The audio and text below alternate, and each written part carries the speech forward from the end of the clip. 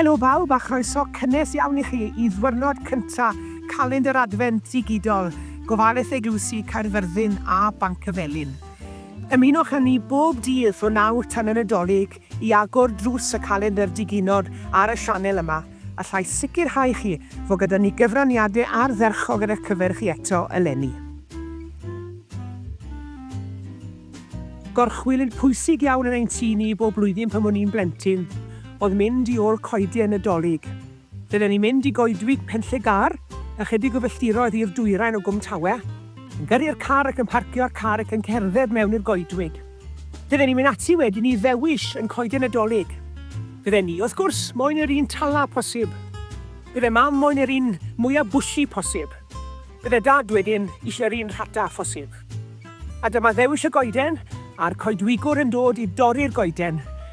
A'r 4 ohono ni'n cario'r goeden nôl i weithdy neu shed y coedwigwr, ac yn ta'n i lapio hi. Ac yna un ymdrech fawr i glymu'r goeden i ben y car a bant ni a'i gosod yn ei lle yn ffocws sy'n dathliadau ni ar yr eilwyd drwy gydol yr wyl. Ie, atgofion melys iawn yn wir. Does dim un Nadolig yn gyflawn heb goeden.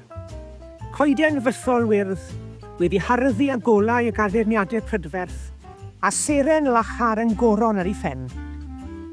I ni Gristnogion, mae'r goeden Nadolig yn arwydd o unedigaeth ac o atgyfodiad Iesu Grist. Mae'r brigau pigog yn arwydd o anfarwoldeb, gan ei bod nhw'n debyg i'r goron ddrain a sodwyd yn ddigon di-seremoni ar ben Iesu ar y groes.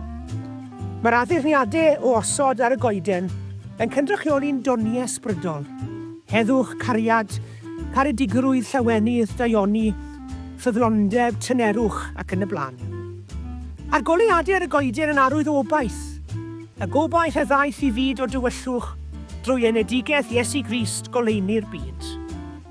Gweithio gewch chi fendith a mwynhad o addurno'ch coeden Nadolig chi eleni, ac y byddwch chi gam wrth gam yn gwerthfawrogi hystyr.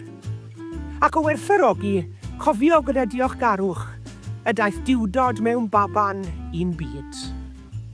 Ei ras o derbyniwn, ei heiddiant cyhoeddwn, a throsto ef gweithiwn i gyd. Hwy fawr am y tro, welwn i chi bore fory.